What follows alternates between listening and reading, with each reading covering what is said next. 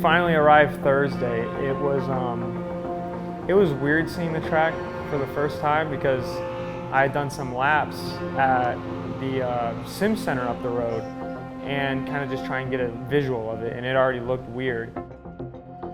But surprisingly enough, the visual from the sim was actually pretty spot on to what I was seeing on the track. But it was always super sunny, everything was green. I mean, it's a super pretty track, but inside of the prettiness is this super daunting track that'll take everything from you at an instant. I already felt ready. I felt super pumped and prepared because, I don't know, I had a lot of energy going into the practice. And even when I started the practice, I was running super good lap time. And I was really moving, I was cooking the car, and then I come on the lap 5 and I hit my same brake marker as I had every single time before turn 1, except for whatever odd reason in God's name, I didn't brake the same pressure I did last time. So I was already going into the corner 10 miles per hour faster than what I was used to, and the car's rear end came out from under itself. I started sliding down the hill. I had caught onto the wheel and I had it, and right as the car went back straight, the slicks gripped up again and kicked me back the other way, forcing me into a clockwise 180 spin going straight towards the barrier wall, and I crashed.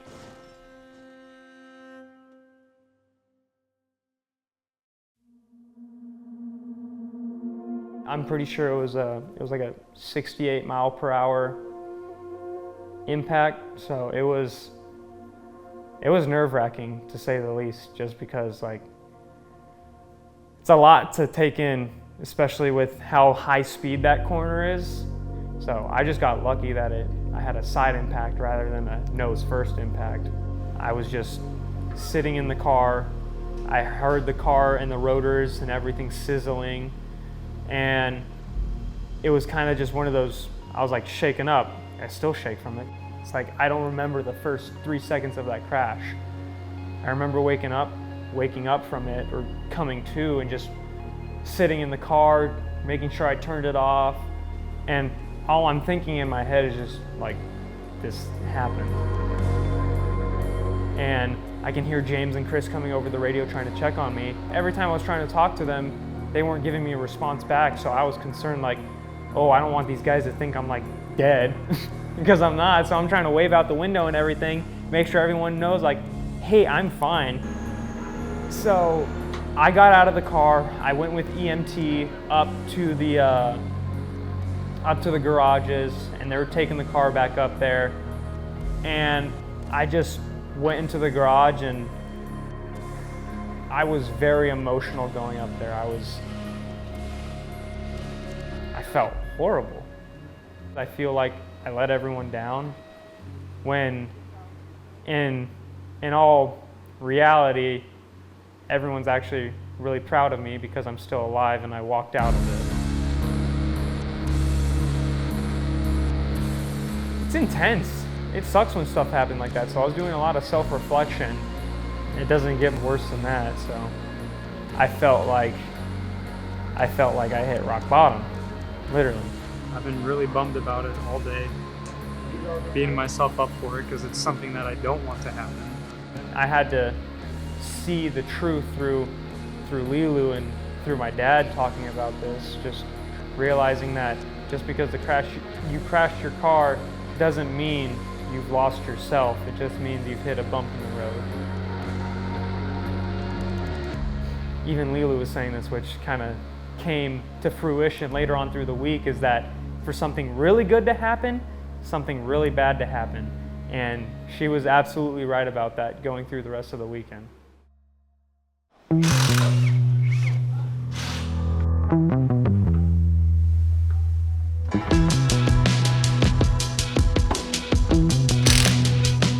All the entire Capaldi crew, Chris, James, literally everyone was all like super supportive and like taking care of me as family. I mean, obviously it sucks because now I got to put the mechanics to work there, and they didn't really want to have to work on a car that get wrecked. but they were able to put the car back together completely, race ready within 8 hours of what had happened. So they worked their asses off for that, and I'm still gonna give them props till this day. They are one of the best support crews I've ever seen and that I've ever met. They work like nobody's business, and they wanted to see me succeed because they see me as a part of their family now. There's only really up to go from here.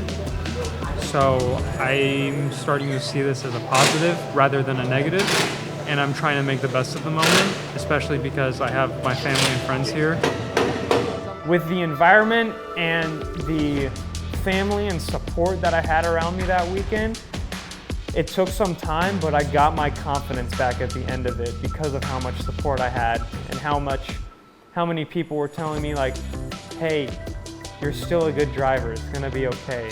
That meant a lot hearing that from literally everyone at the track. People I had never met, the hospitality of just the people in Missouri that would say that they watched me and they were seeing what I was doing and that they had my back meant a lot.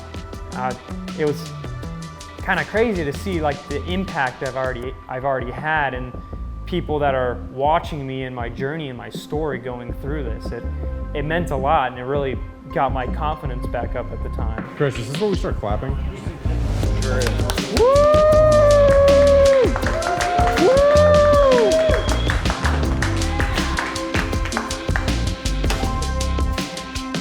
I'm gonna make something happen. I will. I'm determined now. That's the plan. That's what I'm gonna do. That's that. The other 3 sessions we had on Friday, I was just trying to get back in the car. I was still thinking about my PTSD every time coming down turn 1. I couldn't stay into it. I didn't have a good mindset. I'm still trying to push myself from recovering from my crash that I had yesterday. It was taking a big toll on me until I actually got the balls to suck it up and I actually got my mojo back. So I'm building up more speed. I definitely have more energy and more enthusiasm. I didn't want to let people down, and especially with the amount of talks I've had with my dad and with James and with Lilu, I didn't want to go through the weekend not having any accomplishments.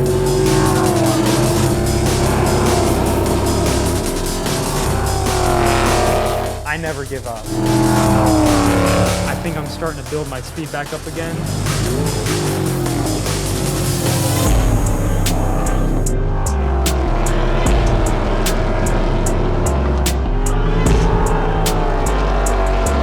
I feel incredible. That last session was really good. I don't know, I'm ready for tomorrow. I'm waiting. I can't wait to see what qualifying has in store because I think it's going to be good tomorrow.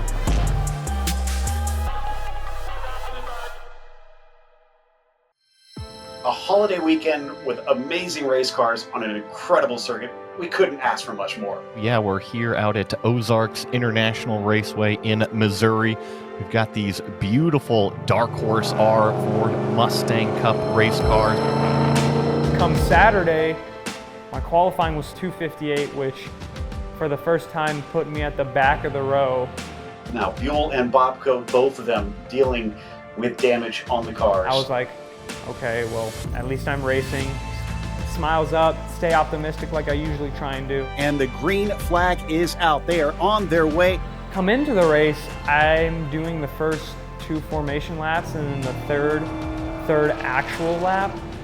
And I start to feel this engine in me, like a train. It's starting to go. It's rolling coal. It's getting back to its peak amount of power.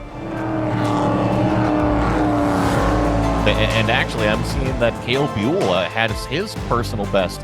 So coming into lap 5 of the race, I've got like the biggest smile on my face in the car again, and I'm like, I got my mojo back. This is going to be fun. I can't really, down. it still makes me excited talking about it. I can't really explain what the feeling was like or like how it came to fruition, but I was just mopey in the beginning, and then out of nowhere, everything came back to me and I opened my eyes again. And I was like, you know what? Let's do this. I'm starting at the back of the pack, but I'm gonna go make the podium. I'm gonna race like nobody's business. Miller and Kale continue to set their fastest sectors. I was battling back to back with Miller. I passed him, he passed me. We were having a good time. Here comes Kale Buhl, the same move that Miller put on him. But he sends it up the inside, and he's going to be able to fight it this time. Andrew tried dive bombing Miller, and they ended up spinning each other out, coming out of 18. Oh, going up the inside, and car contact made. Slow the car down, downshift into second early, and then go around his front end, come around, pass Andrew, and then I was just flying from then and there on.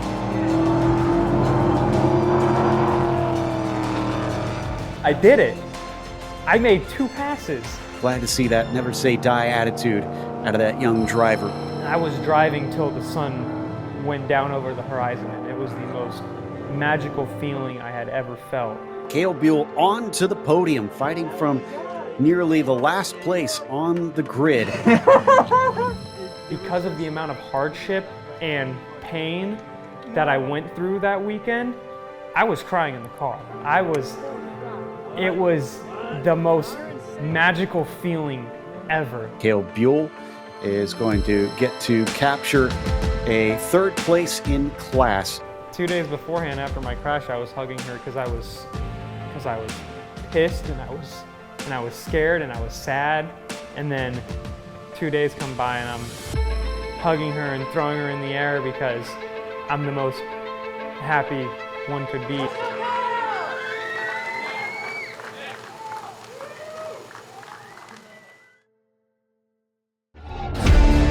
If Missouri is the show me state, then Lucas showed us what dominance looks like. But farther down the field, drivers showed us great battling. Let's hope we get more thrills like that as we get ready for the Ford Mustang Cup.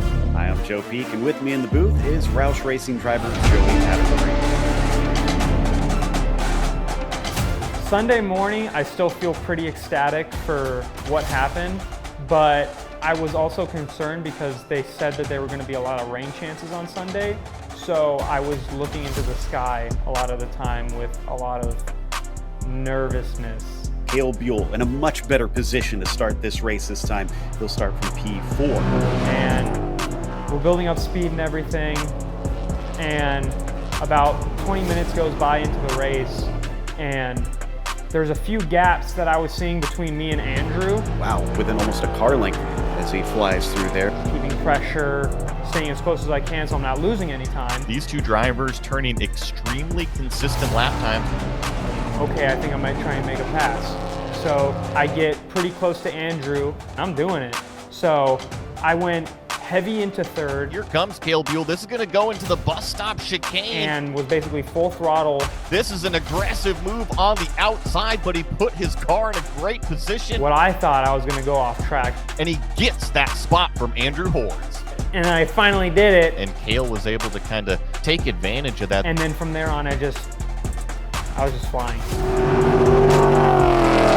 Excellent move from Kale Buhl. That'll move him up into P2. I still got this. I'm still able to do my passes. I'm still able to put the pedal to the metal. And I still got to take home my 2nd place. And I still got the Apexon Award both days in a row. It just meant that much more that I got this special award on the weekend that I had the most hardships. Once again, it's been an absolute blast this weekend. Ozarks made me feel like I got faster, for sure. I feel like I gained a lot, even with everything I lost.